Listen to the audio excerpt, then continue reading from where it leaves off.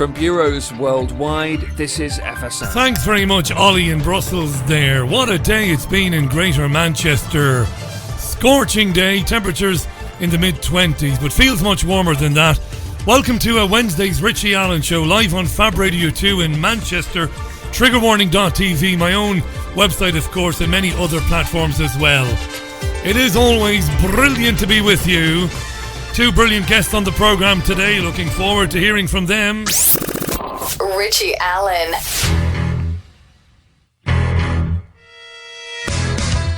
It's the Richie Allen Show. Broadcasting live on richieallen.co.uk and multiple platforms around the world. And now, here's your host, Richie Allen. Well, Tony Gosling is the presenter of the Politics Show on BCfm in Bristol. It's a brilliant programme. Tony's a great journalist and more besides. He joins the programme this hour. We've lots to talk about. We're going to round up the biggest stories of the week thus far, Tony and myself. And in the second hour, winging in live from Wisconsin, my old friend Dr. Kevin Barrett, academic, author, theologian, broadcaster. Lots you could say about Kevin. It's been ages. He's been in Malaysia recently. We'll talk about that and much more besides with Kevin Barrett. He's back on the programme in the second hour. As usual, if you'd like to contact me directly, you can do so by tweeting me. It's at Richie Allen Show. That is the Twitter handle. It is Europe's most listened to independent radio show, broadcasting live from Salford in Greater Manchester. Yes, it's a dirty old town. Not so dirty today, it's lovely actually. It's lovely because it's bathed in sunshine. Sunshine! I told you, all my accents sound the same. In my head, I think I sound like my friend Tez. But I know when I listen back, it's rather embarrassing. Thanks to Vicky Haig for coming back on this programme last night. What a woman. I was inundated today with messages from people, and this goes to show how many people arrive at this radio programme that have never heard of many of the conspiracies we investigate. Because I was inundated by people who could not believe that the Lord Justice of Appeal and the Investigatory Powers Commissioner of the UK today, a man called Sir Adrian Bruce Fulford, Lord Fulford, was a founder member of PI, the Paedophile Information Exchange, a man who once campaigned to lower the age of consent to 4. And I was staggered at the amount of people who got in touch with me today through various channels to say, Richie, what's going on? Yeah, what is going on? Is the question. Vodafone has switched on 5G in 7 UK cities today, including Manchester, Cardiff, London, Manchester, Glasgow, Birmingham, as far as I know. Not a whisper on the BBC today about the concerns expressed about the health problems that will inevitably follow the rollout of 5G. Not a whisper. It's all brilliant, said the BBC today. Wonderful. No health even impact survey, none. Nothing. Just rolled out, just switched on. The consequences are going to be massive, we know this. 180 scientists and doctors from 36 countries have written to the European Union. You know this because I told you this some weeks ago, demanding that there's an inquest and inquiry into the effects of electromagnetic radiation. Nothing from the European Union either. Incredible, very important stuff, right? Right. Kind of a health-based monologue today. Jeremy Hunt, the Foreign Secretary, has challenged Boris Johnson, his rival for the leadership and, well, basically his rival for the job of Prime Minister. He's asked Johnson to explain his plan for tackling obesity. And he said to Johnson, stop offering populist pledges. Why is he saying that? Because Boris Johnson said that he's going to halt what are known as sin taxes. These are taxes on salty, sugary and fatty foods. Johnson says, well, let's have a moratorium on these taxes. A populist pronouncement by Boris Johnson, the former Foreign Secretary. What did Johnson say? What did he say? What did he say? I'm having one of those weeks. I'm forgetting to do something as basic as lift the correct fader. And here was me this morning bragging about the quality of the Richie Allen Show. I know. Irony, children. Here's Boris Johnson. What did he say about sin taxes? Here he is. Obesity is a huge public health challenge, probably our number one public health challenge. It costs the NHS absolutely billions. We've got to deal with obesity, but we've got to do it in a way that is evidence-based. And what I want to see is evidence, actual evidence, that new taxes on this or that item of food and taxes which fall disproportionately on poorer families actually stop people from being so fat. Stop people from being so fat. He's a great way with words, doesn't he, Bojo? You know, aren't they, and when I say they, it's the royal they, every one of them, including the bearded wonder in Islington, aren't they a shower of effing liars and hypocrites, aren't they? Why do I say that? Well, Matt Hancock is the health secretary. Until today, Matt Hancock, the health secretary, was a massive fan of taxing sugary drinks and crisps and I don't know, Cocoa Pops and KP chalk dips and all the rest of it. So the health secretary was a big fan of taxing all this stuff. But now, because he's supporting Boris Johnson's leadership campaign, we had a big flip-flop. Here's Matt Hancock. I strongly support having an evidence-based review into how these taxes are working. But that's not what you said a few weeks ago. With Dame Sally Davies, I think. You said it was a brilliant idea. Tax all the sugary stuff. Tax all the salty stuff, you said. Come on, Matt. After all, there's of course there's the tax, but there's more ways that we can make sure that we tackle obesity. How do we do it? How do we tackle obesity? And Boris himself is a great... Boris himself is a big, huge fat bastard. What do we do about it? ...example of how we can all get fit and svelte by without the need for the nanny state, by getting on and doing more exercise and cycling to work. Hang on a second. Boris is a great example of somebody who had a bit of discipline for a few weeks, lost a few pounds, but then got tired of it and put on the weight he'd lost and then some. This is politics, you see. It sounds like a very small story, this, but it's a wonderful example of how wretched these creatures really are. Hancock, all for the taxation of the sugary drinks and all the rest of it. But not now because, well, he's Bojo's pal.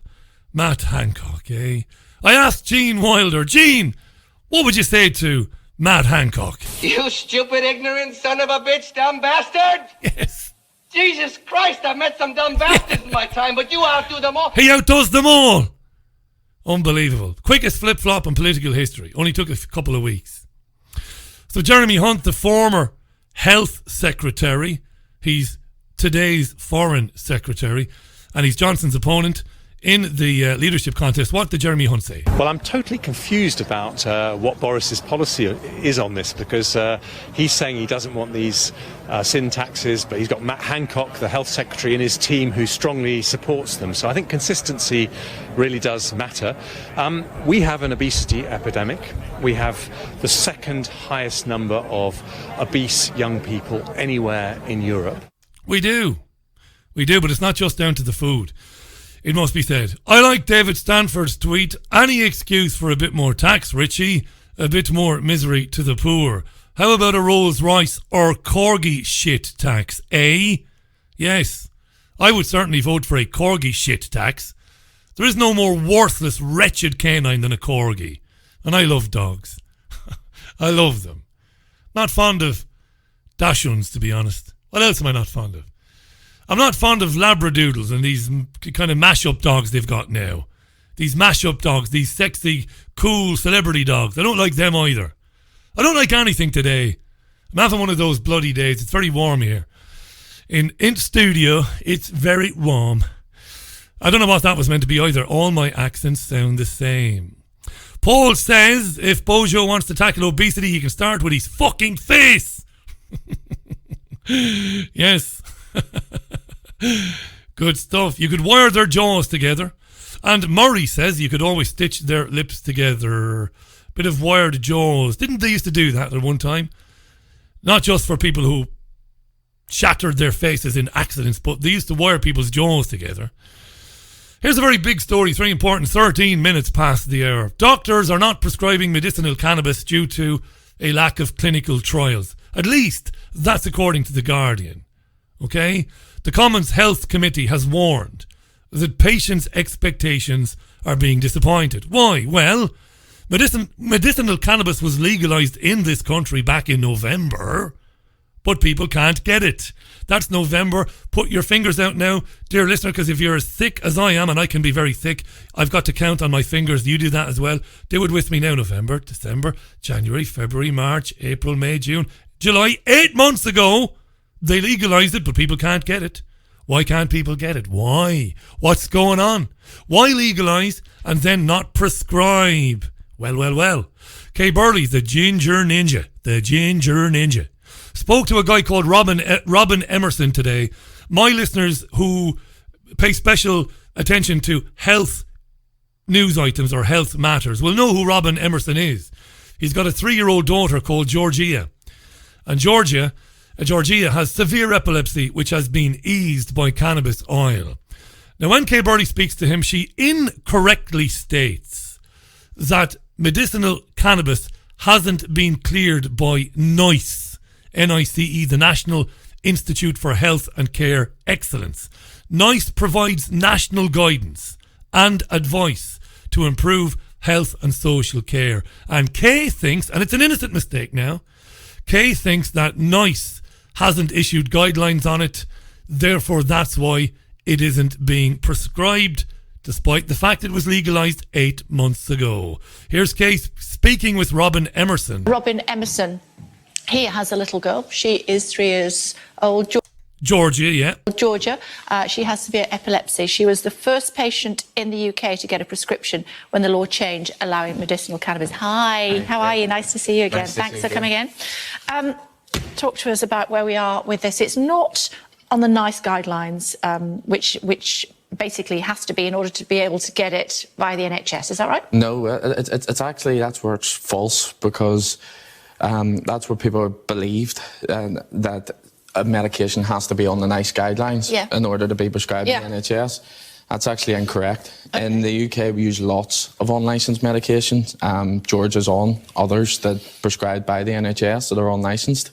Chlorohydrate, a medication with no trials have ever been done anywhere for it to be used as an antileptic medication, yet it is.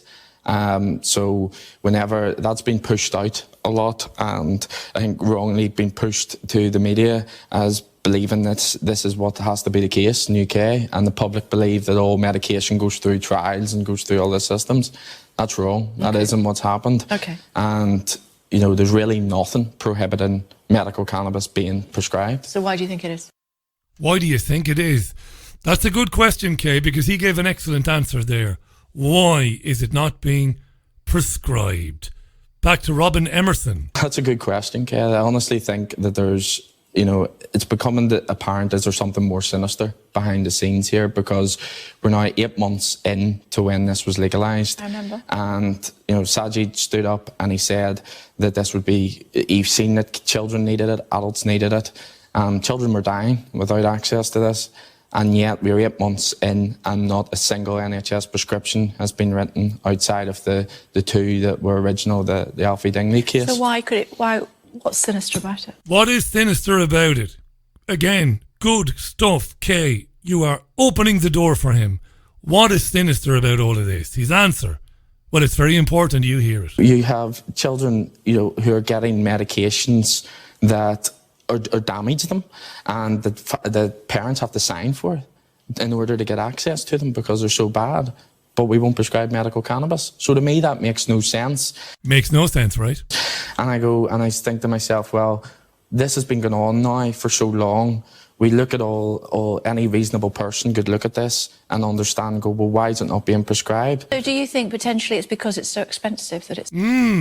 that it's not available on the NHS? No, because there's the medications again. There's medications that are being prescribed that are 10 times more expensive. Medications being prescribed for children with severe epilepsy right now that are 10 times more expensive. Keep that in mind. We prescribe for epilepsy. So why do you think it is? I honestly don't know. We've got bodies here who are writing guidelines against it. I think a big part of it is a stigma around cannabis. So you have that stigma around it. You have the element of the trusts. So they're the people who are actually blocking this. That's where the block comes from, not from MPs or anything like that. Matt Hancock should have got a hold of this situation, and he hasn't done. I don't know whether Robin Emerson actually knows the answer and is sidetracking it in the interview with Burley because he wants to protect his daughter, or if he's just very close to the answer but not quite there yet. He said, I don't know if it's the stigma around cannabis. It isn't. And then he said it's the NHS trusts maybe, and he's getting very close to the truth there. They're prescribing licensed medication developed by massive pharmaceutical companies. That medication is costing massive amounts of money, 10 times more than the cannabis oil. And as he said, that medication has terrible side effects for the children. Come on. I mean, come on. This is the World Health Organization and Big Pharma, which is the same thing. Revolving door. The WHO is stacked from top to bottom with men and women who have worked for some of the biggest pharmaceutical companies in the world. The World Health Organization is in control of the NHS trusts, in total control. Jesus, it's obvious what's going on.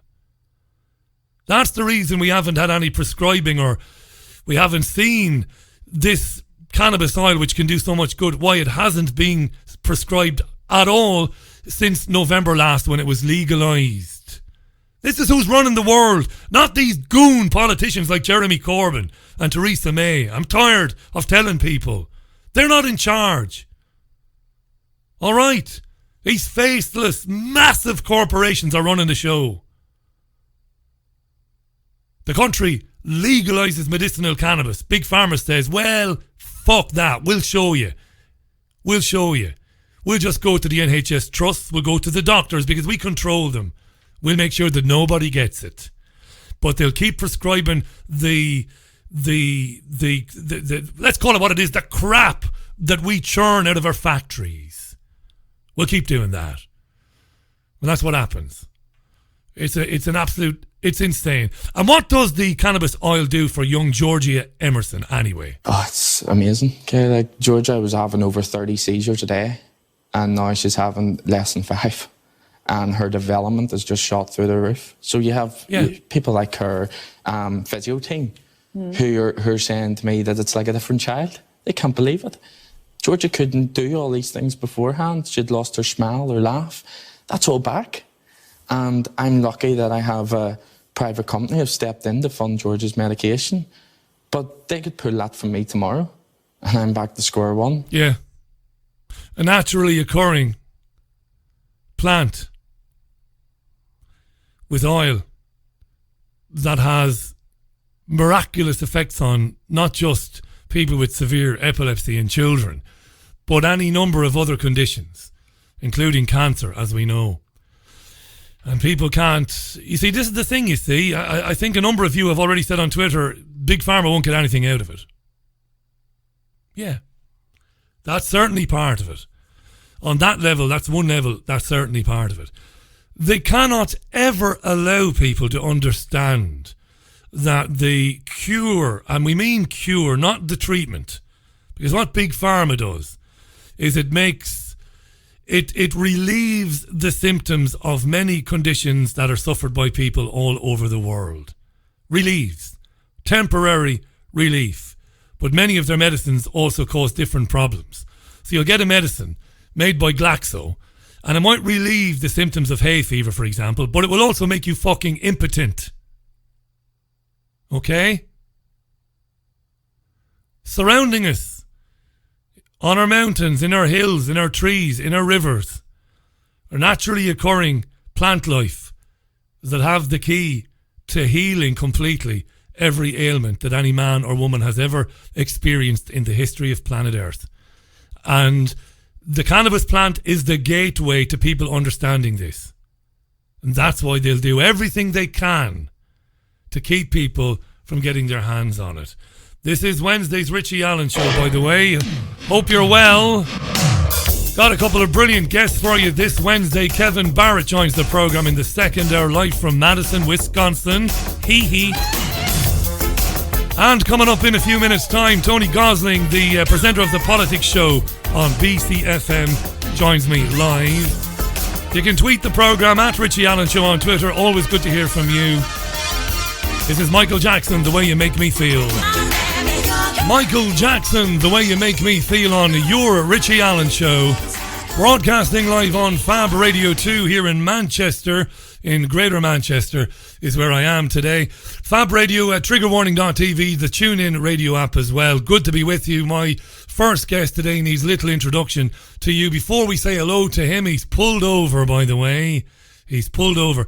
He's driving on the UK's national motorways today. And he's pulled over. Before that, Sky News is reporting this afternoon that the president of Iran, Hassan Rouhani, has been briefing the media in his own country and has told them that Iran will boost its enrichment of uranium to, quote, whatever amount it feels like. He's repeated what he said at the weekend. Okay, Sky says this is a vital component for a nuclear bomb. The Iranians say they don't have any intention of making a nuclear bomb, but what they are doing is in response to fresh sanctions from the United States of America announced last week by Donald Trump. This all goes back to Trump pulling the US out of the 2015 nuclear deal. Okay, Trump pulled the US out of it last year, and he also acted to bar all international sales of Iranian oil. I mentioned Tony already. He's the host of the Politics Show on BCfm in Bristol. He's much more besides as well. I won't drone on about his resume. Let's just welcome him back to the programme. Tony, thanks for coming on today. How you doing? All right, Richie. Thanks for calling again. Lovely always to have the pleasure of your company and your listeners. You're a gent, mate. You're a top contributor. It's a great pleasure. It's our pleasure to have you on. How serious is this going to get? Gerald Celente, the trends forecaster who drops in on me from time to time, as you do, he's been forecasting for the last couple of years that this is building up into something that's going to be very, very serious. Are we at the beginning of something that is going to lead ultimately to a conflict, a military conflict between the US, Israel, and other actors in the region and Iran? What do you think? Well, I mean, I haven't heard any other commentator link the North Korea story to the Iran story, because we've seen, haven't we, over the last few days, the amazing rapprochement, apparently via Twitter, between Trump and Kim Jong-un. Yeah. And, Trump stepping into North Korea. I would suggest there's a sinister angle to all of this, in that the US foreign policy people, and by the way, that's Jared Kushner and Mike Pompeo. There was a fascinating article the other day from Rex Tillerson, who used to be the boss of Exxon, who was Trump's first Secretary of State, who was then replaced because he apparently had been moaning to Trump, saying, well, Jared Kushner keeps interfering in my foreign policy, so he was sacked and Pompeo was brought in. But apparently, this is what Tillerson has said, is that Jared Kushner was running his own foreign policy and Tillerson wasn't allowed to do anything about it. And of course, Kushner is really the voice of Netanyahu in US politics. So I think what's going on here with North Korea is that the whole North Korea thing is being put on hold. Let's cool down with North Korea and let's focus on getting a war going with Iran. And I think they're actually serious about this. I really do. You really do see that. It's interesting you say that, because over the weekend, Fox News presenter Tucker Carlson, who's a very different type of presenter than the one you'd ordinarily expect to come across on Fox. He's very much anti-war. He's very much anti-US hegemony in the world and in the Middle East. And he interviewed Trump, and he pressed Trump as much as you'd expect a Fox News anchor to press him on it. And Trump was talking up the fact that he hadn't responded to the drone coming down. He also, has seemingly marginalised the lunatic hawk John Bolton in recent days. So some of our listeners might think, well, let's give Trump the benefit of the doubt for now. At least this week, he's been saying and doing the right things, Tony. Re-Iran. Well, he seems to, but I mean, how long can he keep it up? This is the trouble. He's circling. He's almost like a cowboy being circled by Indians. All the time, he's under more and more pressure. And of course, there's this FBI prosecution as well, which is putting him under pressure. I mean, I just think eventually he's going to be bullied into doing what he's being told to do. It's the arms industry and it's the Zionist lobby that are pushing for this, because the arms industry stands to make an absolute fortune out of any kind of conflict. And it seems pretty obvious to me that the tension is being ramped up and up. Each time we see some sort of conflict in the Gulf, whether it's a drone or one of the tankers or a pumping station that's hit or an airport that's hit, we've lost by the Houthis or whatever side it happens to be, it seems to be getting more tense each time, or more dangerous each time. I mean, just look at the state of the tankers a few weeks ago. You've got one of the tankers just had a hole in the side of it, but the other one was the whole of the side of the tanker had been burning. So it seems to me that the idea is each time there is a provocation in the Gulf, whether it's the Persian Gulf or the Gulf of Oman or the Straits of Hormuz itself, which is in between the two, it is getting worse and it's getting more serious. So I don't think they're going to give up on this, Richie. No, they won't. Here's a question for you. I've got to bring in the Labour Party. Some front bench members of the Labour Party, including the leader himself, have had very close ties to the Stop the War coalition over the years. You and I both know many people who have worked tirelessly for the Stop the War coalition. And yet, on the Iranian question, there's been a deafening silence from the Labour Party front bench. Is that because they've got other fish to fry, namely Brexit, namely anti-Semitism allegations? What do you think? Well, a really good question. There's lots of stuff that the Labour Party, as an opposition party, should be saying. And let me tell you this absolutely for certain. People like Chris Williamson and people like Ken Livingstone, were they still in the Labour Party? And neither of them are anymore, because they've both been booted out or suspended. They would be saying all sorts of things on these issues, but it looks as if that's one of the reasons why they've been kicked out.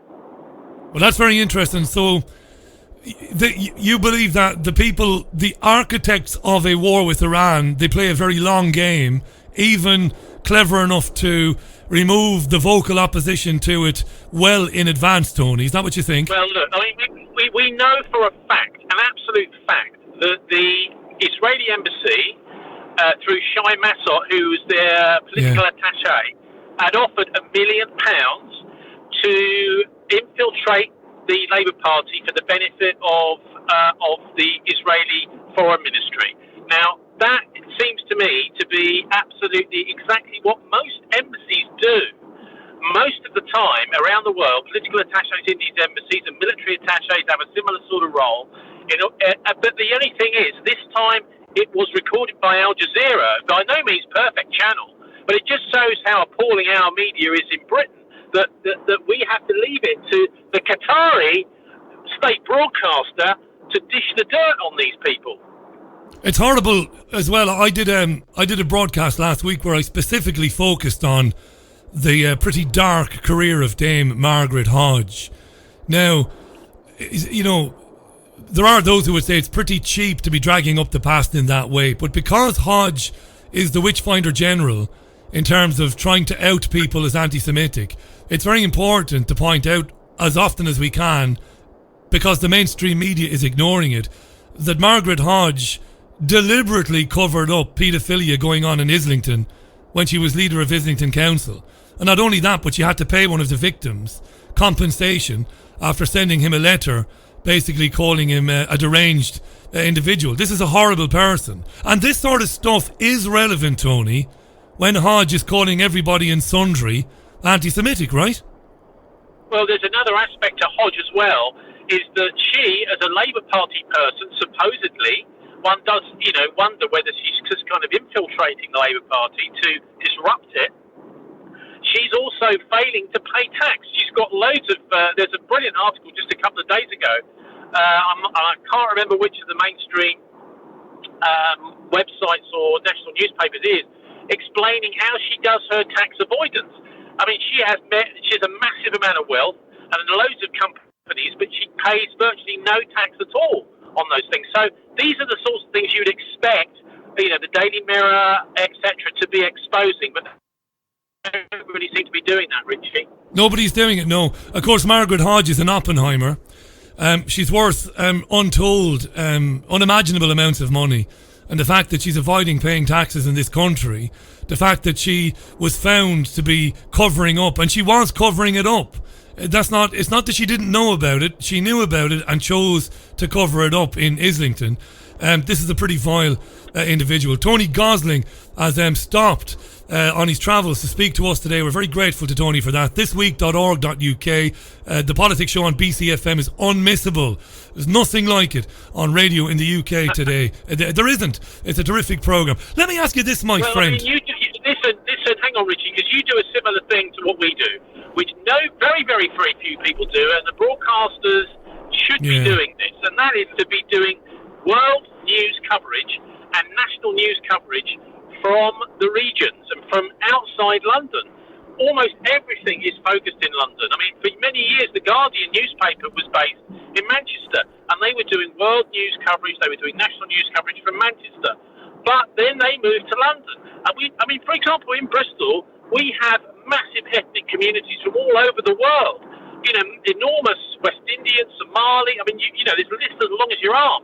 So why not, as we do from time to time, when there's something to say, for example, about Sudan, why do you need to be in London? No, we talk to the Sudanese or the Somali Bristol community and get the word out from the regions. So this is one of the things I think is part of the propaganda media model we're looking at in Britain, is focusing everything in London. It's much easier to control like that, and that's why that mould needs to be broken. It does indeed. There's a couple of big stories this week that are worth talking about. The culture, the Digital Media and Culture Committee finished their consultation on the online harms white paper, which they published a few weeks ago. The consultation finished the day before yesterday.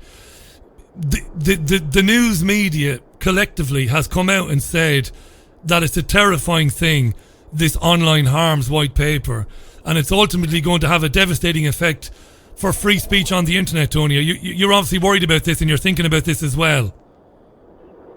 Yes, of course. I mean, this is one way, isn't it, to censor the internet, to get rid of all the wonderful opportunities that there have been to share information. I mean, I think one of the reasons the internet has exploded as it has is as it came along. I compare it really to the golden age of television. So we're talking about the 1960s and 70s, particularly. Fantastic TV, all sorts of brilliant creative stuff, brave, courageous material, gripping, engaging, and that was closed down, I think, really in the 1980s and the 1990s. We're seeing a similar sort of thing happening with the internet now, I think. So we've had the noughties and most of this last decade as the golden age of the internet. Everyone's been driven quite obviously onto platforms of social media and to the tech giant platforms like Google in order to get any kind of decent coverage, because the mainstream media has become so bland, so propagandistic, and now those tech giants are starting to be closed down too. So in other words, if you want to post the truth on Facebook, you will often find a little notice comes up and says, sorry, this post has breached the community guidelines, this sort of thing. So you simply cannot use these, in many cases you cannot use these tech giants to share the truth anymore, Richie. So that's the way I look at this, just another way of closing the internet down, saying that, this is causing harm, etc. Of course, in the meantime, there's fantastic amounts of pornography allowed and available on the internet, and we know now that much of the pornography is viewed by, boys around 11, 12, 13 years old. That doesn't really seem to bother them so much. And that's one of the things that this online harms legislation is supposed to do something about. But is it going to? Who knows? I think the main reason for it, I agree with you, the main reason for it is to start shutting down good alternative sources for news. Because the mainstream is just appalling with news nowadays. It's so, I mean, there's all these demonized states like the Iranians, like the Russians. A lot of people really take seriously this idea that Russia is now a fascist country, and Putin is like Hitler. You know, we even had Prince Charles calling Putin Hitler. You know, this is the sort of madness, I think, which is designed to herd people towards the situation where a war suddenly becomes a reasonable proposition. You're right, Tony. The anti-Russian stuff is relentless. There are stories emerging today again about doping in Russian athletics. It's just relentless. It never stops. On a final word on the online harms thing, we can maybe then talk just a little bit about Hong Kong. Love to get your thoughts on that. But before... I also want to get into some stuff about these European appointments. Oh, yeah, of course. Huge story. Of course, we were going to get into that anyway. But the regulator... Once this online harms stuff becomes law, the regulator, which will either be the existing regulator or a new regulator, would effectively have the power, be the most powerful regulator in the world, to decide what constitutes harm and what doesn't, and can have stuff struck down or struck off the internet, even if it isn't against the law of the land. It's terrifying stuff, this, and it's coming in. It's not even speculation, this is coming in. Before we talk about the madness of the anti-democratic European Union, I look at the Hong Kong situation, the protests that have been going on for weeks. Apparently they began about extradition, but they're more about democracy and more besides, I think. Could it be that what we are seeing in Hong Kong is, on the face of it, pretty much what we are seeing? I know that's a very badly phrased question, but there are a number of people saying there's a conspiratorial element to the students protesting. There are actors outside of China, outside of Hong Kong, trying to influence things there. Couldn't it just be that the truth is that in Hong Kong they've had enough of the encroachment of the Chinese government? They've had enough of the Chinese government kind of reneging on the one country, two systems plan. Could it just be as we see it, Tony? Okay, so these protests have been incredibly massive. In other words, between millions of people turning out on the street and incredibly well organised. I mean, I don't think that's just the CIA or MI6 helping with the organisation necessarily. I think Hong Kong people, for decades now, have been seriously worried about whether they're going to get the same kind of laws imposed in China. One thing I would say as a caveat, though, is the Chinese, I believe, are doing this for a specific reason. And that specific reason is the arrest of the Huawei finance officer in Canada and the extradition threat of her to the United States. So I think that's one of the reasons why the Chinese are now imposing this. Very interesting. And nobody seems to really have recognised that. So since we've got a Chinese citizen about to be extradited to the US from Canada, the Chinese seem to be saying, well, if you could do that, so can we. And that's, I think, the main cause of what's happening now with this new legislation in Hong Kong. So what the Chinese are doing is not just all on its own. It's a reaction to something specific that the West is doing, which is, particularly pernicious. So anyway, but I mean, yes, having been to Hong Kong myself about 18 months ago and spent a couple of weeks there, and one of the most fascinating places, Richie, is something called the Foreign Correspondents Club, where you get cheap drink, cheap meals, and also fascinating conversation with foreign correspondents who've been working in the region, the whole of Asia, really, including Australasia, etc., for 30, 40 years, is that they don't believe that China is strong enough to totally change Hong Kong.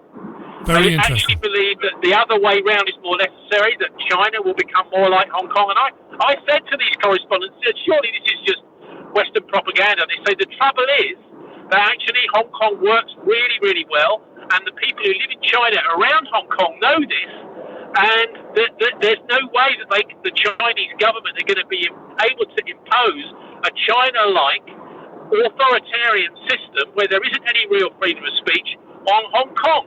So this is a tension that is coming along, and I honestly do not know whether the David or the Goliath in this situation is going to win the day. Very interesting, Tony. Let's talk about the European Union. The Parliament reconvened the day before yesterday, Monday, of course.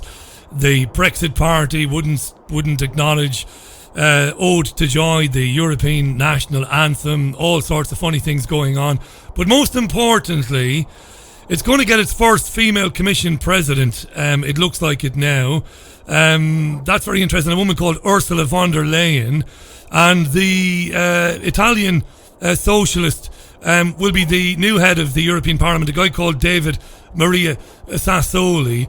What's very interesting about the last couple of days of kind of manoeuvring in Brussels and in Strasbourg is that it should be even more clear to anybody than maybe it was before just how completely anti-democratic the whole European project is. What have you made of Ursula von der Leyen, the whole election process for the Commission President and all the rest of it? What are your thoughts?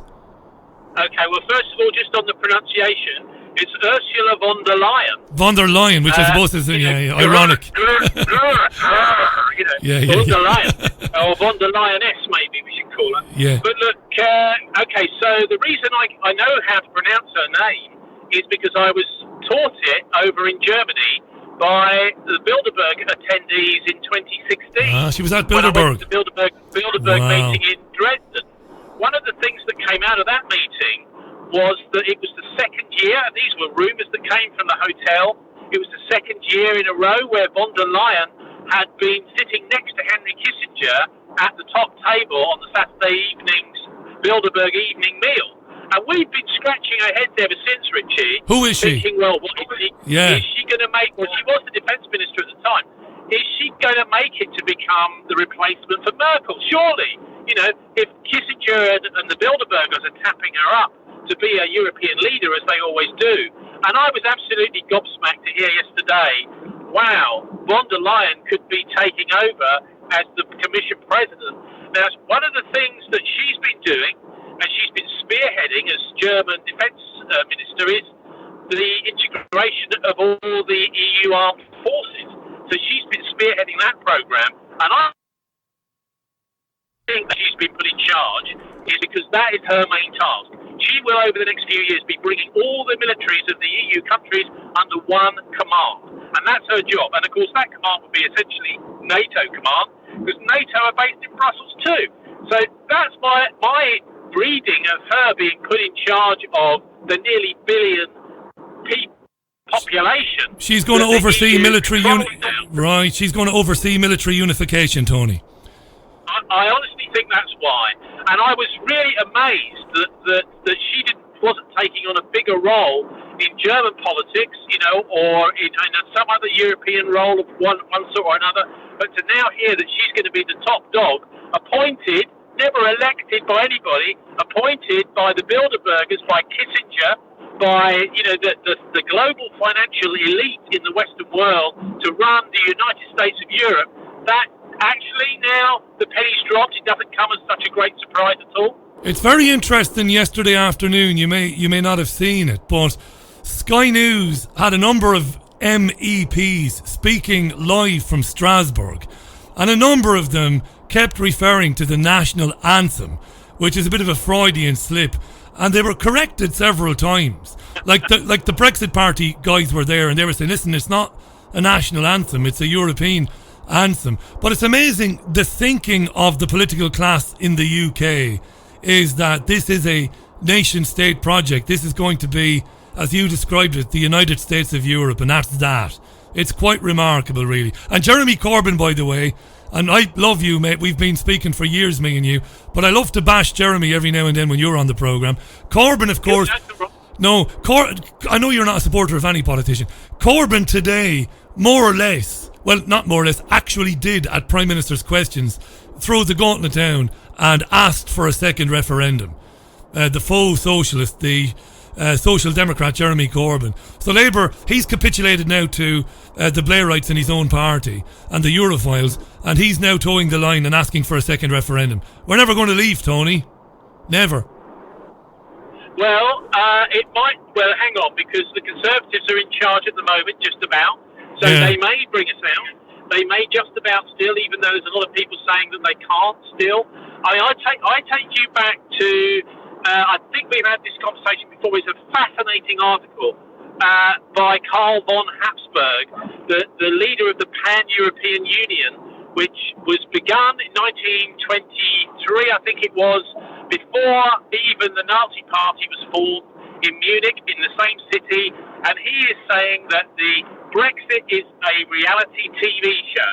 These are literally the Holy Roman Emperors of the past, who are now an aristocracy, a massive landowning and capital controlling aristocracy, who are sitting behind the scenes. You'll never see them on television talking about anything at all, but nevertheless, they are the owners of Europe. They're the owners of the place. They're not politicians per se, but they are deciding what's actually going on. But we've got to also mention Christine Lagarde taking over as the head of the European Central Bank, because isn't that fascinating too? She is a convicted financial criminal. Back in 2008, she stole £350 million and gave it in France to one of Sarkozy's financial backers, and she was taken to court in France 2 years ago and prosecuted and convicted. But then, guess what?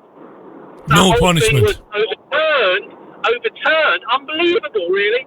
And she was told that even though she was facing a year in prison for that, no, it's okay. You don't have to go to prison, Christine Lagarde, because we've got another job for you. It's head of the European Central Bank. So you've now got a convicted financial criminal who should have done at least a year in prison, running the whole of the Eurozone, which is governing the finances of something like 800 million people across the EU Eurozone. You're absolutely right. And for listeners who are new to that information, they shouldn't be, because Tony Gosling back in 2016 was talking about this. I was talking about this. Just Google Lagarde guilty of government payout and massive government payout, and you'll see that. A convicted criminal running the European Central Bank.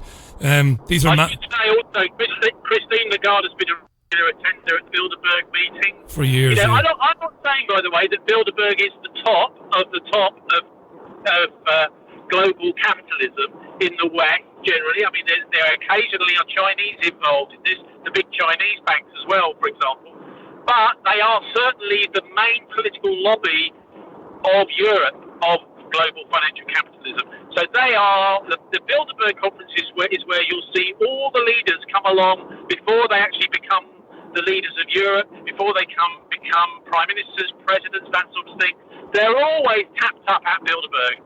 It's like a kind of horse trading session where the people that own most of the money in the Western world get a chance to say, oh, this is the next big politician. So, some of the small fry, they may not go to Bilderberg because they don't have much power over our futures. But just think also, by the way, about what's happened with Catalonia.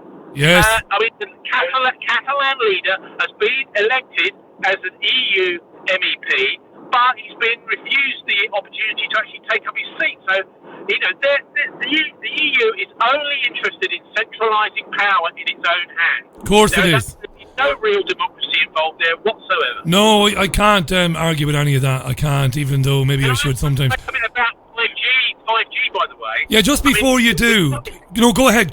Yeah, because I did speak about this at the top of the programme. It's been switched on in 7 cities today, including Manchester. No health impact study, potentially devastating. Go ahead, Tony. Apparently it's coming on in Bristol today. Vodafone are running 5G in Bristol. I'm not sure if they've switched it on, no idea. But I had an interesting chat with the Green Group leader, Ursula Cumley, in Bristol, and there's a big Green contingent on the City Council. It looks like we may well get the second Green MP at the next general election in Bristol, because the Labour Party have been so hopeless under the Mayor Marvin Rees there, and she's a physicist. So I spoke to her on the phone. I said, can you come on the radio, sorry, it's Eleanor, to talk about 5G, to explain this, the health effects, and also how green it is or how not green it is, because, of course, it's taking massive amounts more energy to use this system. And she's a physicist. I thought she'd be keen to do that. But no. The Greens are very worried about talking about 5G for one reason, and that is that the EU is in charge of regulating all this, and the EU has completely failed to regulate it by putting all of the telecoms companies in charge of the regulation. That's right. So it's a very embarrassing thing, but the Greens talk about, or any pro-EU people to talk about, that it's actually a complete failure of regulation by Brussels. I've had somebody on the programme that you know very well. I've had him on a couple of times in the last few weeks talking about this. Chris Busby. I've had Chris on. I've had Barry Trower on, of course. But Chris Busby, this is going to be a global killer, this. And look... I learned recently about 5G, and you may have covered this yourself, but it's a low frequency and high frequency too. So the high frequencies of 5G are actually higher frequency than radar. Now, we all know how damaging the radar frequencies have been. They covered up in World War II, but these are the high, power microwaves and high frequency microwaves that 5G is letting out. But the trouble is, those high frequency waves find it difficult to get into people's homes, so they have a low frequency contingent which gets through the walls and into your house. This is really a pernicious technology which is designed to penetrate our lives at every level possible, Richie. Tony, it's disgusting. We'll talk about 5G again in the near future, you and me. Before we go today, thanks for stepping off the motorway today to chat with us, by the way. It means a lot to me, mate. No matter what I ever put to you about whatever subject, you're always well briefed. You've always got a good answer. It's an amazing thing, really. Not too many around like you. But by the time we speak again, there will be a new Prime Minister. Who will it be? Will it be Johnson? Will it be Hunt? Does it even matter, Tony? Well, yes, it does matter, because Hunt is just another Remainer. But the idea is really, look at William Hill. Yeah? Look at the bookies' money is all on Boris. And they're quite good at getting it right. So I imagine it will be Boris. But then that's because Boris is easily manipulated. We've got an interview with Ken Livingstone. We're using an exclusive on Friday, where I can just leak to you. Ken says basically, because I thought he's the best person to talk to about Boris having been beaten by him in London, and he says, well, Boris isn't actually a politician. He's just a wannabe celebrity. He's only interested in the limelight, the cameras, the lights, being in the studio, being in the centre of attention. And of course, that means that although he may become Prime Minister, he's going to be an absolutely hopeless Prime Minister, because all he's interested in is his own narcissistic self-attention. And he will not be able to deal with any of these issues, like we were talking about Iran and the nuclear option, the idea that is Iran enriching uranium. He hasn't got his head around any of this at all.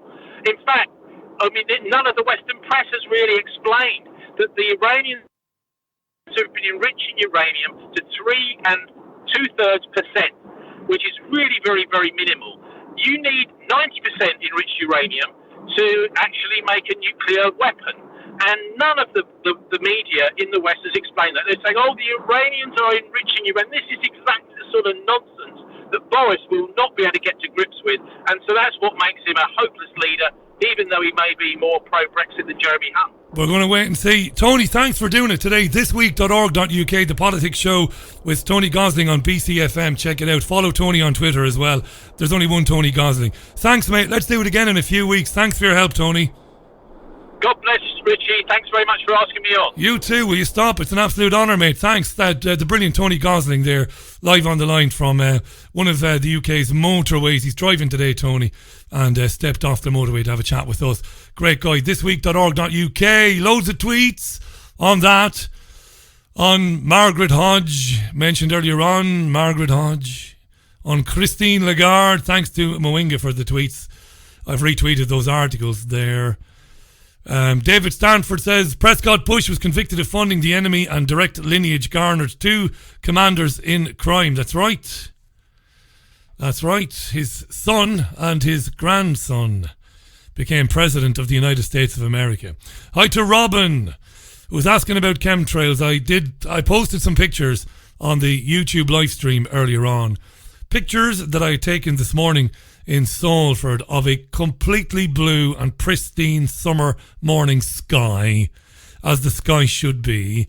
And I said that in the next day or two, I will take a picture at exactly the same time, at around about 25 minutes past 6, maybe 5:30 in the morning, and the sky will be covered from horizon to horizon with the tic-tac-toe noughts and crosses formations of the spraying, because it happens here as much as I've seen it happen anywhere, and I've seen it everywhere.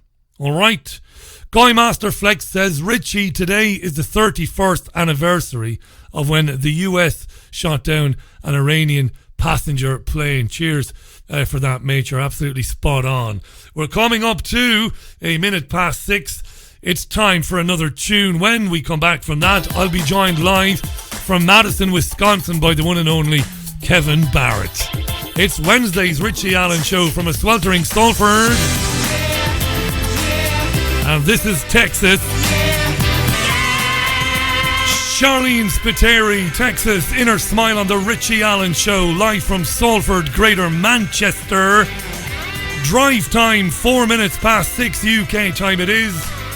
Live on Fab Radio 2, triggerwarning.tv, TuneIn Radio, and the programme is archived on iTunes, Spotify, Podomatic, and even the Truth Seeker app. It's been quite a while since we've heard from my next guest. He's one of my favourite contributors.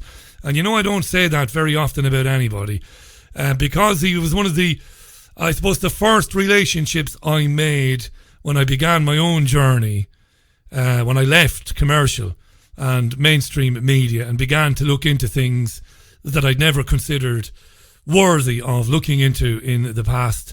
And he was one of the first people I encountered because of his appearances on Fox News, educating people about the many anomalies in the official story of September the 11th. He's an amazing man. He's an academic.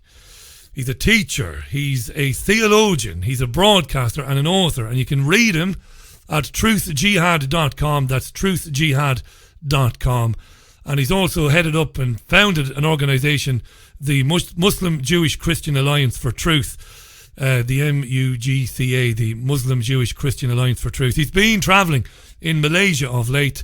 Delighted to welcome back my old pal, Dr. Kevin Barrett. Kevin, welcome back. How you doing? Well, I'm well, Richie. It's even better to be back on the Richie Allen Show than to be back in the US of A. You're a gent. It sounds like you're a little bit... what we get when we come back from any great trip abroad, any holiday, we do have that down time, that little bit of depression, post-holiday blues when we get back. You've been in Malaysia. By all accounts, it was an amazing trip. Why were you there, Kev? What was going on? What was happening in Malaysia? Well, Malaysia is a really interesting place right now in many respects. Well, it's an interesting place anytime, I suppose. But right now we have Prime Minister Dr. Mahathir Mohamad back in power. And he is one of our 9/11 truth heroes, our anti-bankster heroes. He kept the banksters from ruining Malaysia in the 1990s when they were crashing the Asian tigers. He stood face to face with Soros, and Soros blinked. And the Malaysian economy kept going fine, while all the other economies in the region had been destroyed by Soros and his friends. And then after 9/11, Dr. Mahathir presided over various tribunals on 9/11. Well, actually, it was more of a conference on 9/11, but he also presided over the Kuala Lumpur War Crimes Tribunals, which I think was finished in 2013. And he convicted the President of the United States, the former President, George W. Bush, Dick Cheney, Donald Rumsfeld, Paul Wolfowitz, and others of various crimes, war crimes, and he convicted the State of Israel of genocide. Yeah. So this guy is no slouch.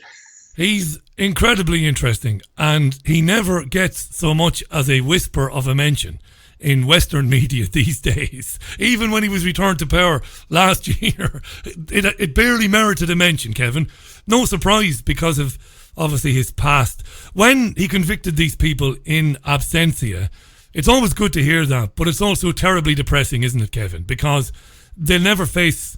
I know you think they'll face justice in the next life, and I hope you're right. But in this life, their victims will never get to see them in court, will they?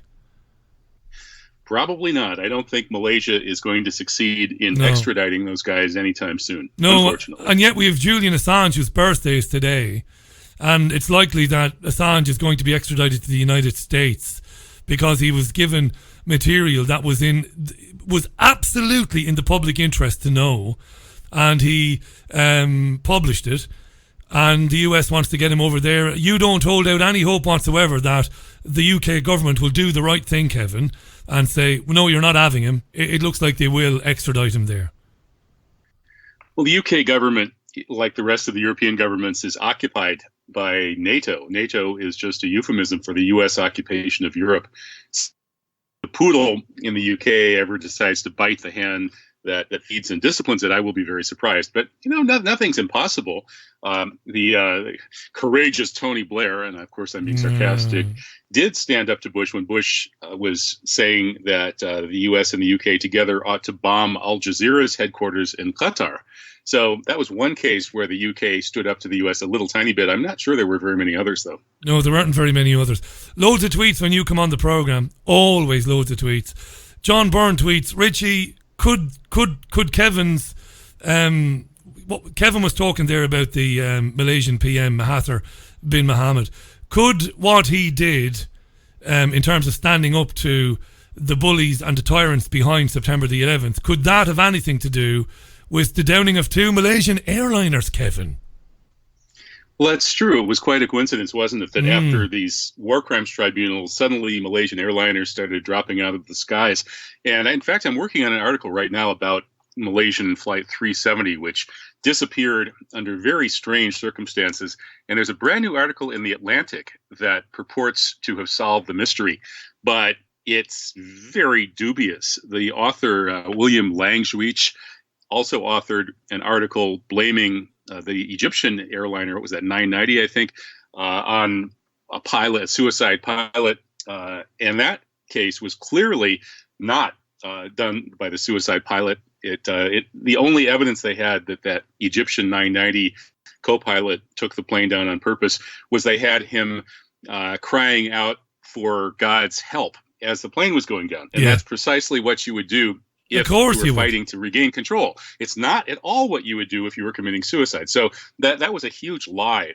And the guy who supported that lie in an Atlantic article that came out just a couple of months after 9/11 is now back supporting the claim that once again we have a Muslim suicide pilot taking down this Malaysian airliner, Flight 370.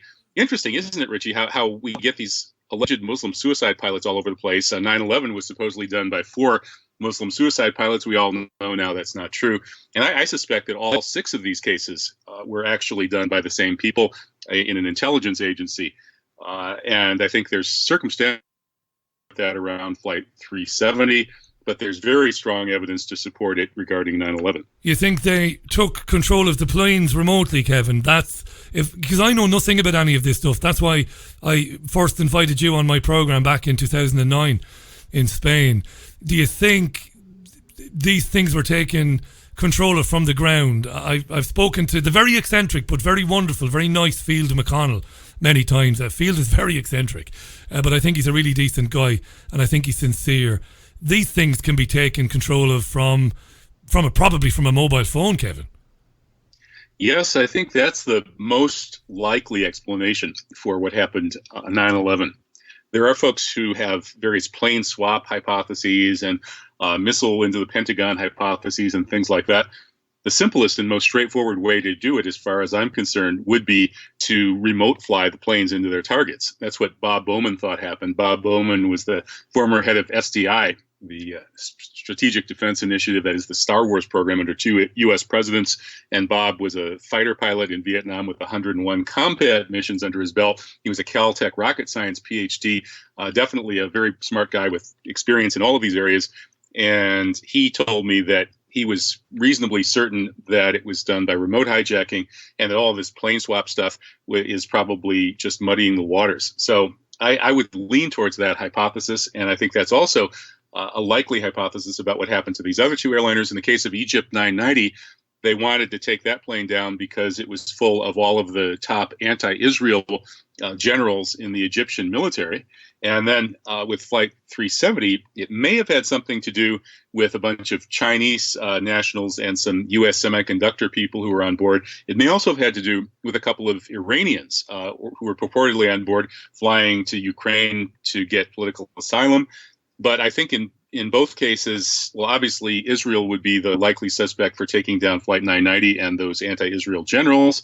And with Malaysia convicting Israel of genocide and trying to expose 9/11, once again, the neocons and the government that supports them the most, namely Israel, would be the prime suspects. Would be the prime suspects. Yeah, in fairness, I'd have to go along with that. Ordinarily, I'd argue with you. But no, I'll go along with that. It must be said, Kevin doesn't like this very much because he's a very modest man, but Kevin Barrett is a hero. Because when September the 11th happened, in the very, very early years after that, Kevin was, along with Jim and only really one or two others, had the courage to put their heads above the parapet and say, listen, something is very wrong here. You know, these were very difficult times for them personally, as they had this patriotic fervour whipped up by the right-wing press and the right-wing broadcast networks in America, basically cheerleading a war to Iraq, disgracefully. And what you were doing at the time, Kevin, I'll never forget that, because many of us wouldn't know anything about it if it wasn't for you. And that's important that we always acknowledge that. I know, what are we now? We're approaching 20 years. It's incredible to me that we're coming up on 20 years since it happened, but it's still so important. We should never stop talking about it because we are seeing the effects even still today. When I say the effects, the plans that were forged before 9/11 are being implemented today, aren't they, Kevin, around the world, and Iran right now, of course. Well, Iran was number 7 on the hit list. Yeah. General Clark told us that he was approached by neocons shortly after 9/11, and he learned that the plan was to take out 7 countries in 5 years. And the last and most important country on that list was Iran. So they're way behind schedule, thanks to the determined resistance of the people of Iraq and Afghanistan, among other places, and thanks to the determined resistance from within the U.S. deep state. There are people in fairly high levels in the U.S. military and intelligence community, and I've met a few who are not at all happy about what was done to the United States on 9/11. In other words, we were tricked into going to war primarily on behalf of Israel. And a lot of folks don't like that. So there's been pushback within the U.S. There's been massive pushback by the people of Iraq and Afghanistan. And now we're going to see whether these crazies can actually get their wish. And basically, they want to perpetrate mass murder in Iran, and they want to specifically target Iranian scientists. Most people don't realize, Richie, that the Israeli strategic objective in trashing Iraq was to make sure Iraq wouldn't be a strategic threat for the next couple of generations. To do that, they not only destroyed the country's economy and infrastructure and made sure it would be occupied by the U.S., but they also sent in hit squads, and 200 of the leading Iraqi scientists were murdered during the U.S. occupation, presumably by Mossad hit squads. And likewise with Iran, what they want to do is they want an excuse to just bomb all of the scientific installations as much as possible, kill as many Iranian scientists as possible. They're open about saying that the problem is not actual nuclear programs and hardware. The problem is the brains of the Iranian scientists. And so they want to splatter those brains and other blood all over the walls is basically what they're up to here. And whether the U.S. is foolish enough to go along with this remains to be seen. If it does, we're looking at a possible World War III at worst and something really, really, really nasty at best. And is that because I know you've traveled in Iran, because the Iranian military is very well trained and prepared for this eventuality. It's not quite like it was in Iraq, and it's certainly not like it was in Libya. This is a very disciplined, well-equipped military, and you don't have these various factions, tribal and otherwise, that you had in Iraq and Afghanistan. It's a different kettle of fish, Kevin, trying to attack Iran or even contemplating entering Iranian sovereign territory. They're better prepared, right? Yeah, I think even the crazies who want to invade or attack Iran are probably not deluding themselves by imagining that they could do a ground invasion. I think what they want to do is just bomb just bomb Iran and target all those scientists and kill them so that the Iranian military capacity over the next few generations will be degraded. I think that's really what it's about. If they tried to invade Iran, they would be sucked into the mother of all quagmires. If they just bomb Iran, they're still going to have a quagmire. Iran can shut down the Gulf, drive oil prices through the roof, target U.S. installations in the region, rain down hellfire on Israel, and create a lot of mayhem. Would that happen, Kevin? Sorry to interrupt you. If they began a bombing campaign, and I think, and again, my expertise is no match for yours, but I think you're right, they wouldn't contemplate or consider the lunacy of a ground invasion. I think you've gotten it spot on. I think they would target the installations. I think you've really nailed it with the scientist thing. It's not something I've thought about a lot, but I think it makes a lot of sense what you're saying there. So obviously the next question, and you are answering it. You might say, why did you interrupt me, Richie? But I want to stop you on that point, because you believe that there would be a military response, not just causing havoc in the Strait of Hormuz, but they might actually counter-launch against Israel. Is that a possibility? So if the US starts dropping bombs on Iran, you think Iran would say, right, let's give it to Israel? Well, that's precisely what I think he's the head of the Foreign Relations Committee in the Iranian parliament just said the other day. He said Israel will cease to exist within 30 minutes of any U.S. attack on Iran. That may be an exaggeration, but I am sure the Iranians know who is pushing the U.S. into this war. This is not a U.S. war. This is an Israeli war.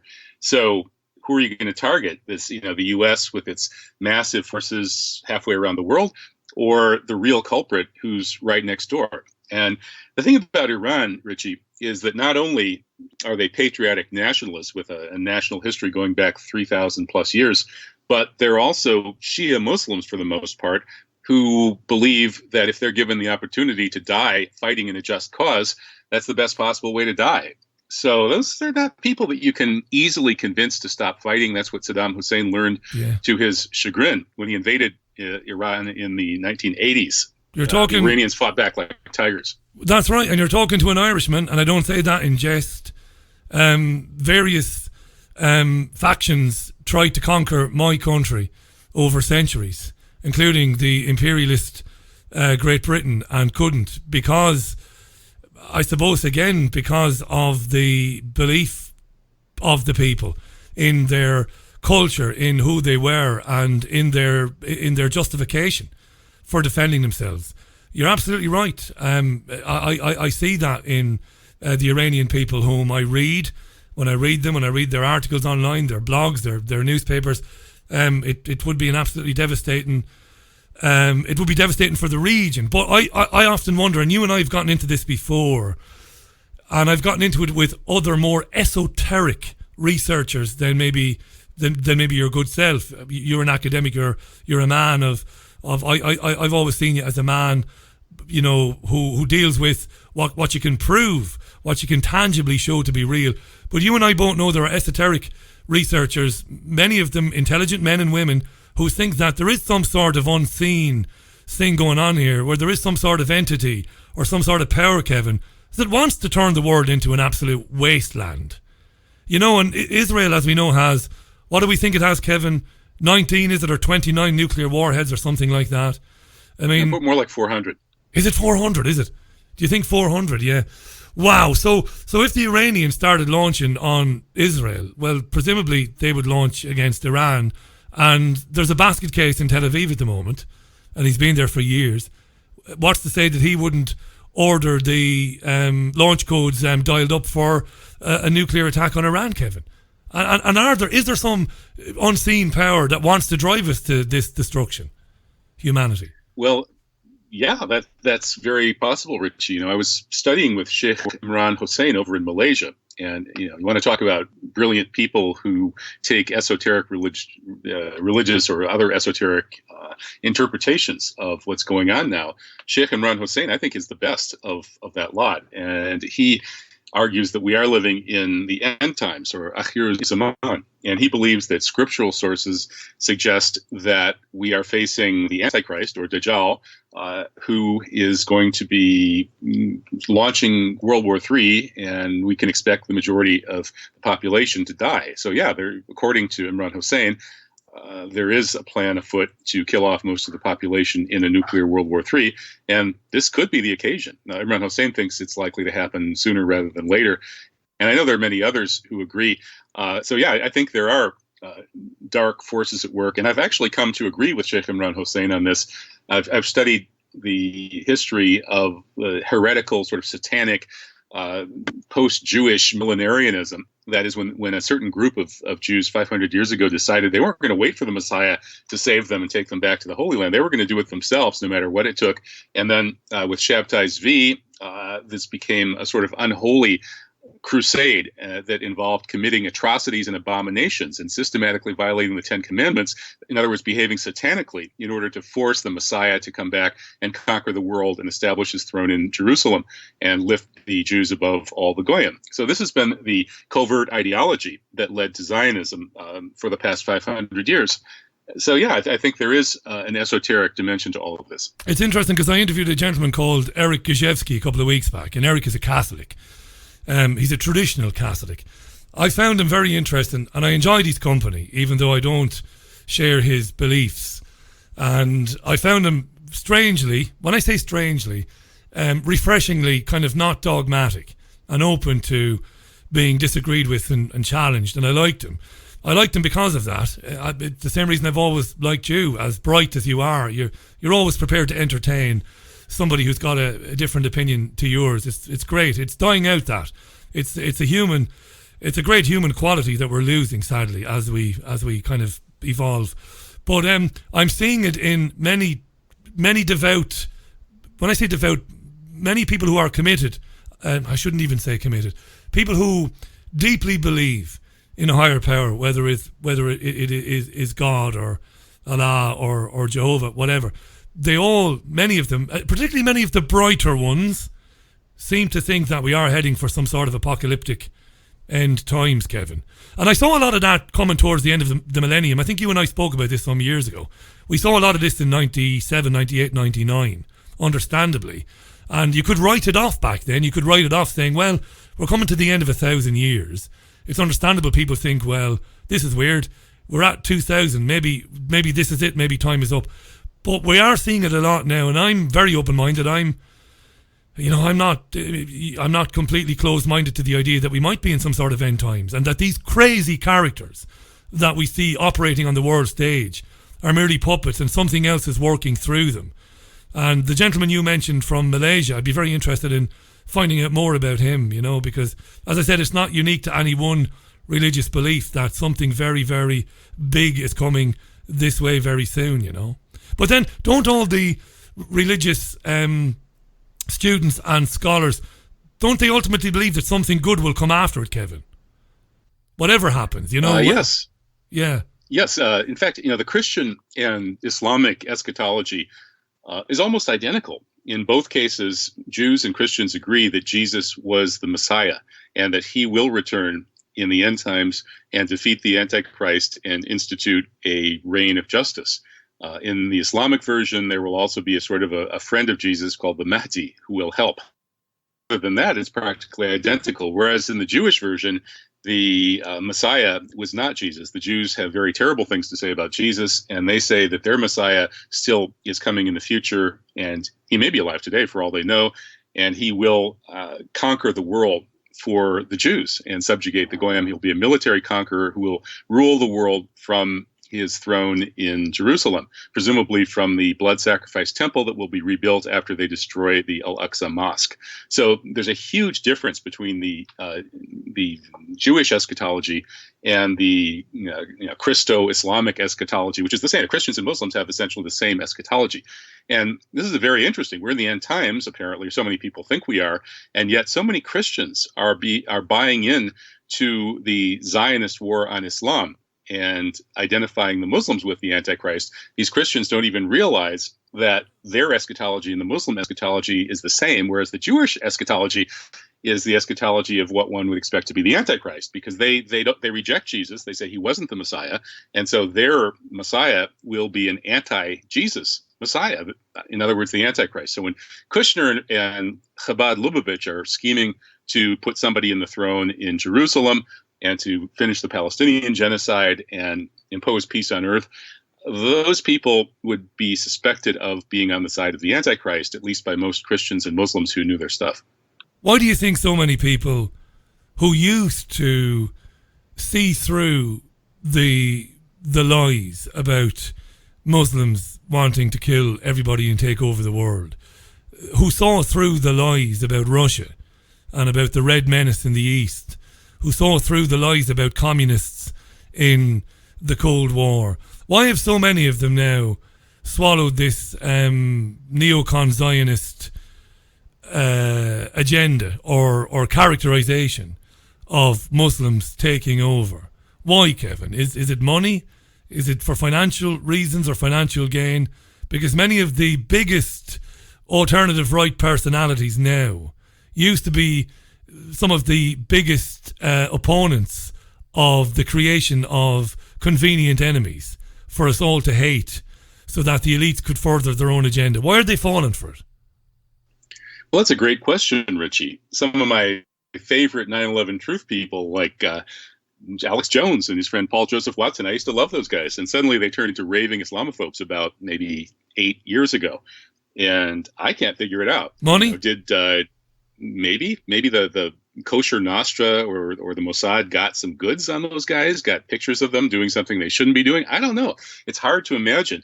But I think the 9/11 operation did succeed in planting deep-seated Islamophobia into the collective unconscious of a great many people. And it kind of festered in there, deep in their unconscious for a while. And then it kind of, I think, emerged and took over. That's one way of looking at it.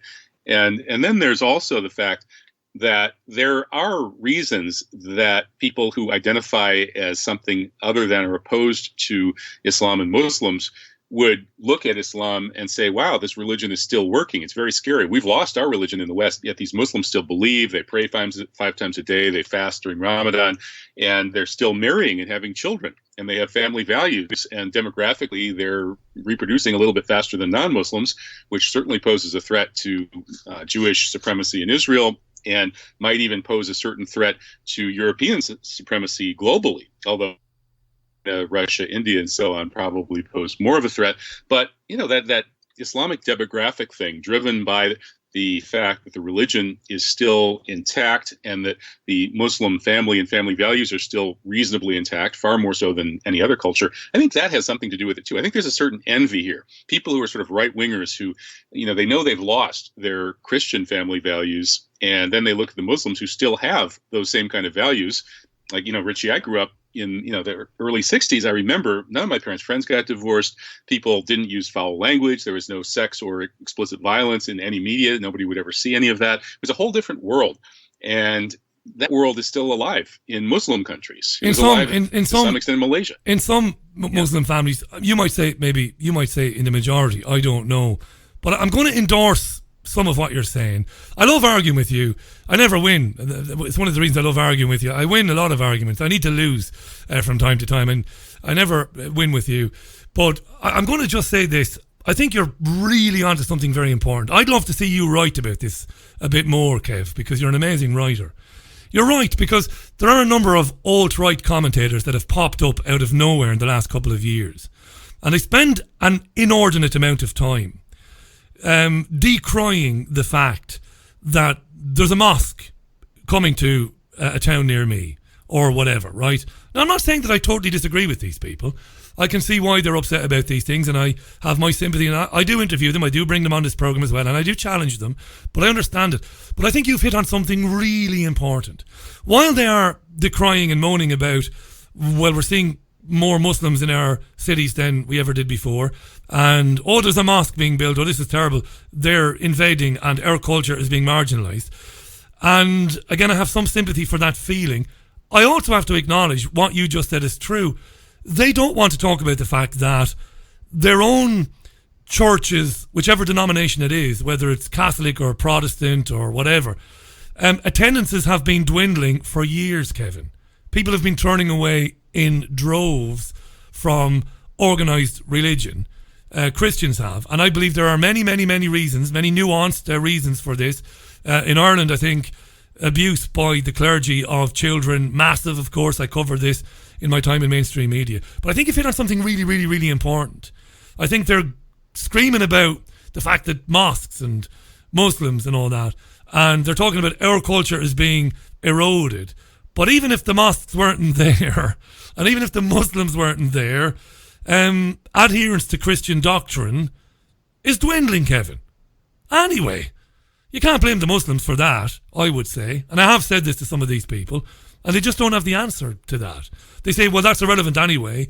We are being supplanted by, we are being erased by this massive influx of migrants. And, of course, I will ask, why are they fleeing Syria, Afghanistan, Libya, parts of Africa? Why are they doing that?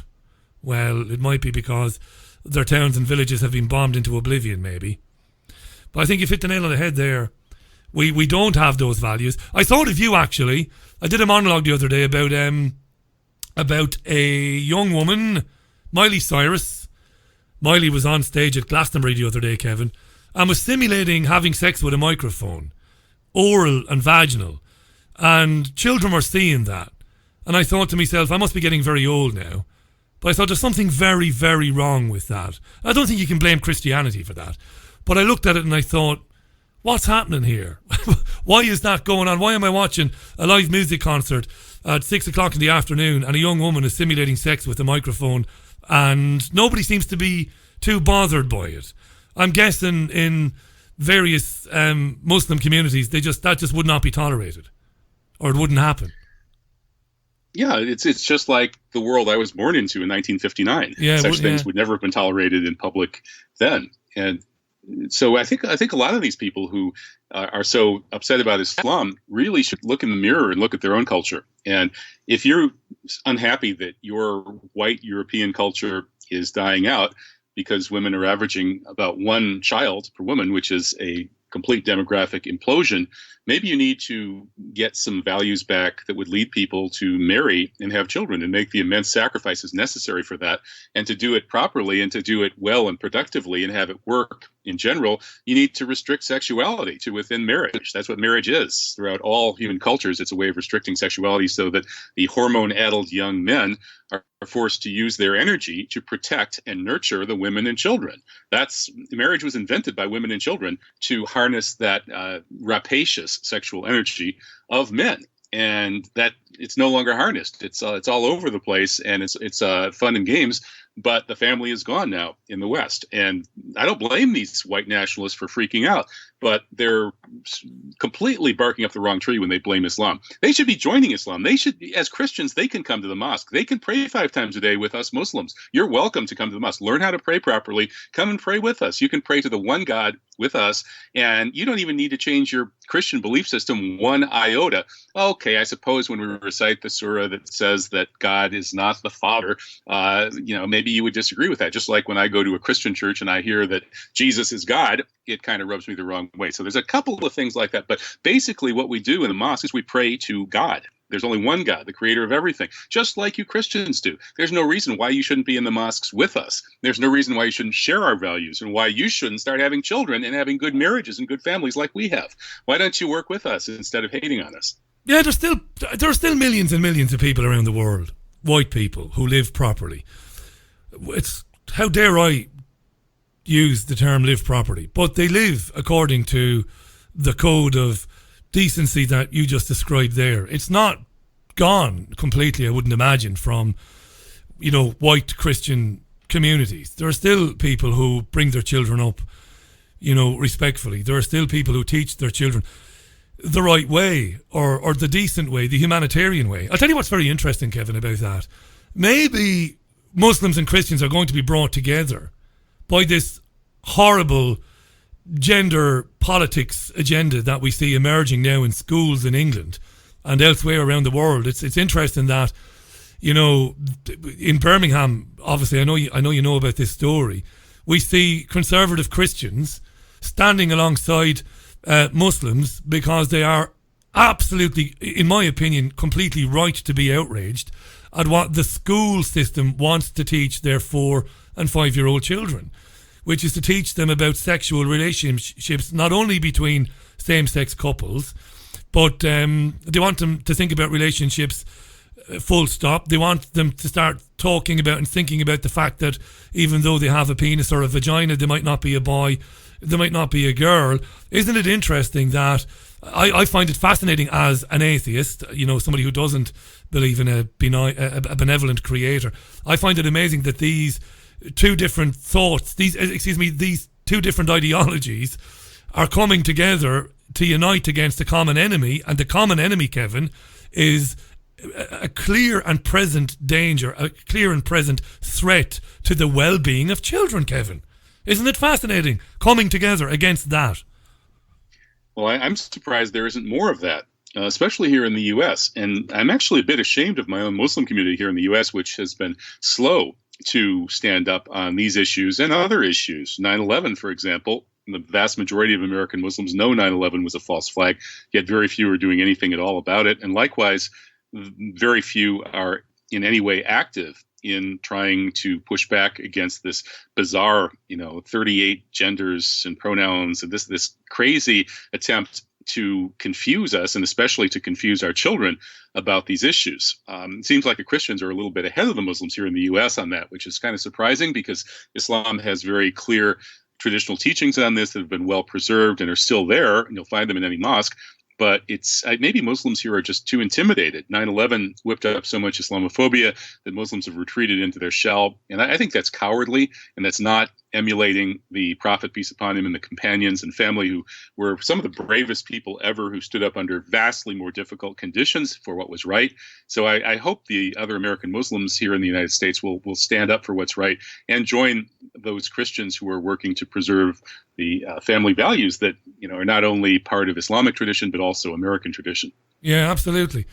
It's interesting because when I talk about this particular subject, I will get an email or two from a gay man or a lesbian woman, and they will say, right, I understand your reticence, Richie, when it comes to this new curriculum in schools, but where's the harm in explaining to children that in the world you're about to inherit, there are different types of relationships.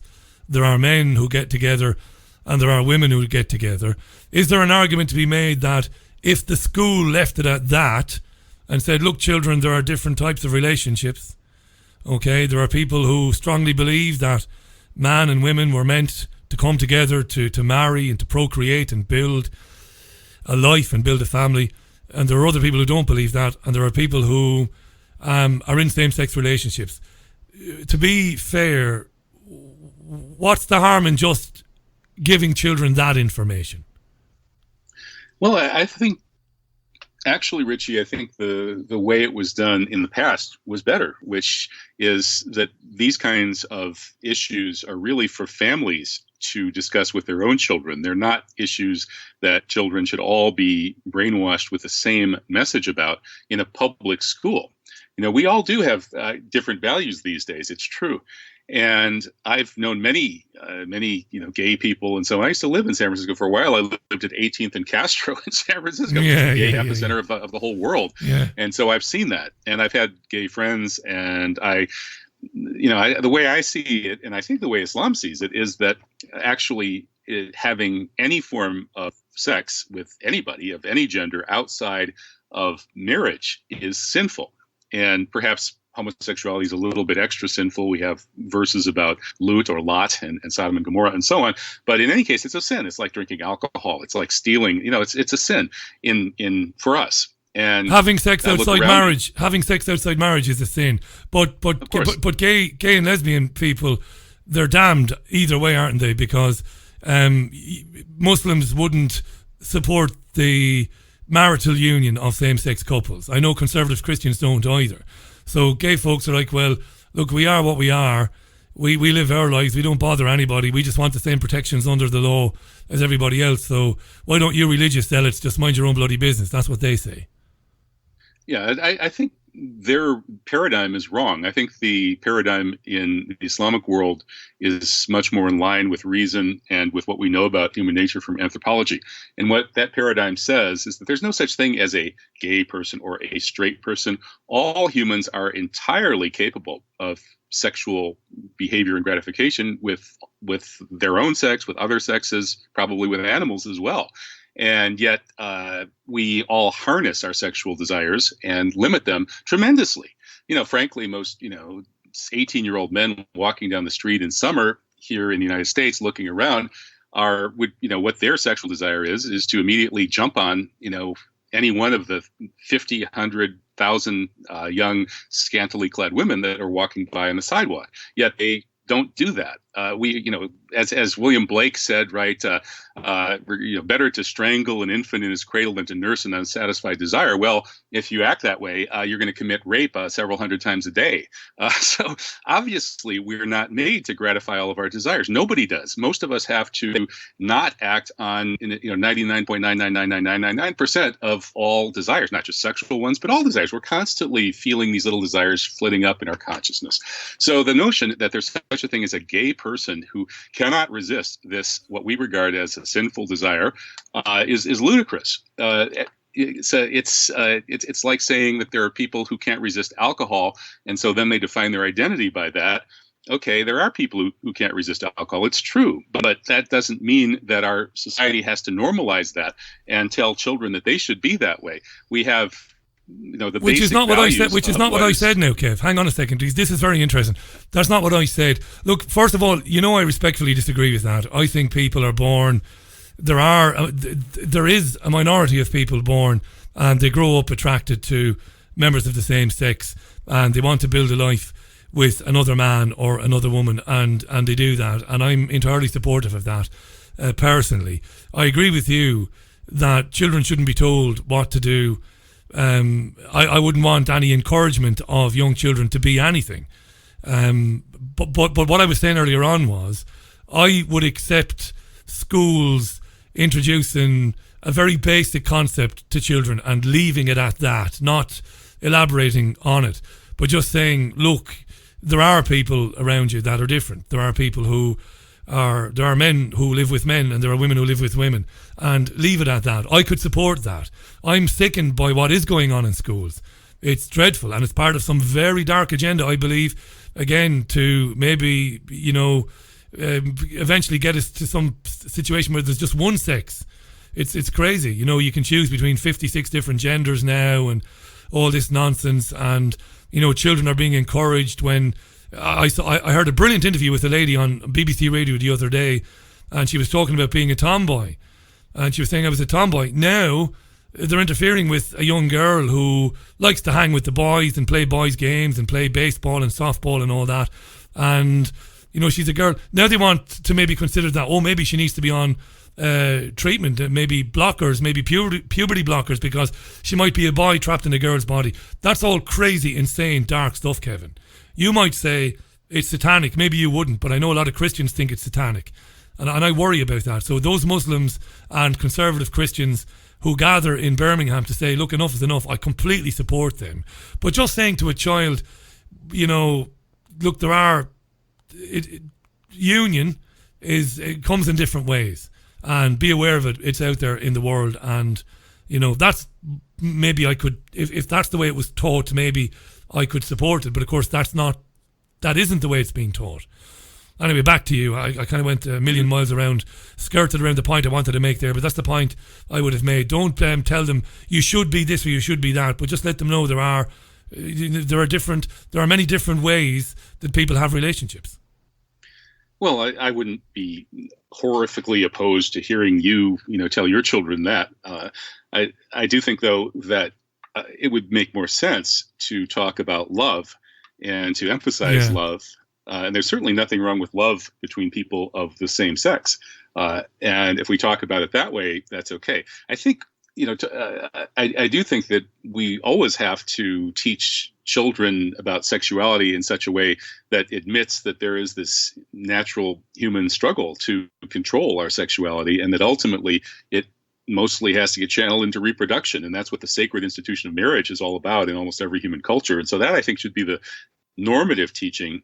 But whether some people want to go beyond that and they have, post-religious ideologies or these, the modern atheistic ideologies that would part with the great tradition of almost all civilizations, that's their business, I suppose. But I think those of us who still adhere to the great religious traditions don't want this sort of thing in the schools. We would rather have the opportunity to have this discussion with our children at home according to our own values And if we're not going to go into the schools and force everybody to agree with us that all forms of active homosexuality are sinful, and we're not allowed to teach that, then the other side shouldn't be allowed to teach things to our children that we consider horrible and sinful. I would agree with you 100%. Ultimately, I'm being the devil's advocate, but ultimately I agree with you. I think it's the place of the parents to talk about these things with children. And I think a really good parent will bring this up usually when a child proffers a question. It's a wonderful thing if a child says, Dad or Mom, why are those two girls holding hands over there? My answer would be, Kevin, as an atheist or an agnostic, I'm not sure what I am, my answer would be very brief and would say, they're together, they're in a relationship, and I would leave it at that. Let the child think whatever the child wants to think thereafter. Let's finish today where we came in. Fascinating chat today, Kevin, by the way. Thanks very much. I can throw anything at you, you've always got a well-informed response. I want to go out the way we came in, because you talked about Mahathir bin Mohamad, the Prime Minister of Malaysia. There's another reason to like this man, particularly for me, because it's an issue very close to my heart. Last year, he put forward the legislation to abolish capital punishment in Malaysia, didn't he? And I'm absolutely thrilled about that. Yes, he's a very forward-looking man. And of course, there are some Muslims who believe that capital punishment is necessary. But I would not, and I think Mahathir bin Mohamad is following the real Islamic tradition of using our reason. Yes, we look at scripture, at revealed scripture, but that revealed scripture repeatedly tells us to use our reason and to think things through.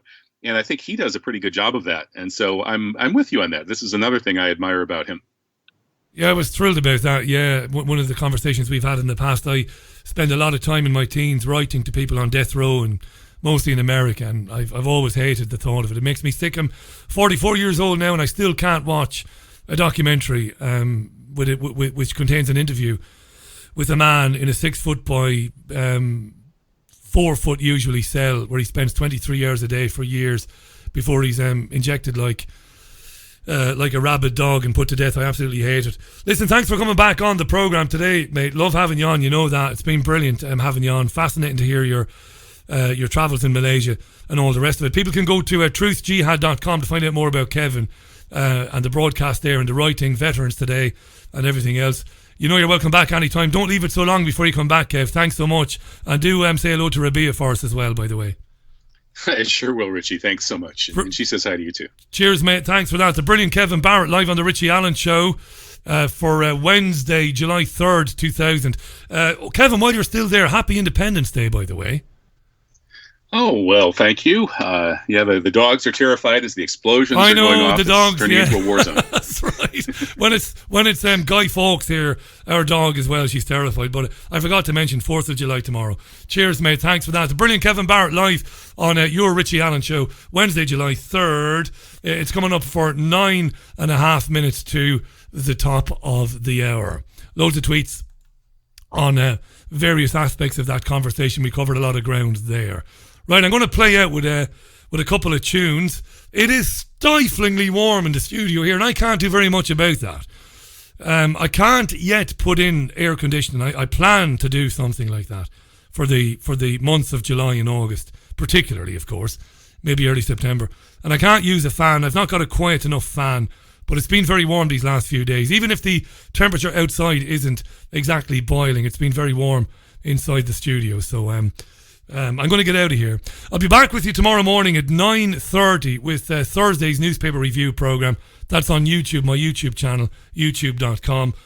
Until then, big shout out again to Tony Gosling, thisweek.org.uk, the politics show, BCfm, and to Kevin Barrett, you just heard there, truthjihad.com. An absolutely amazing guy is Kevin.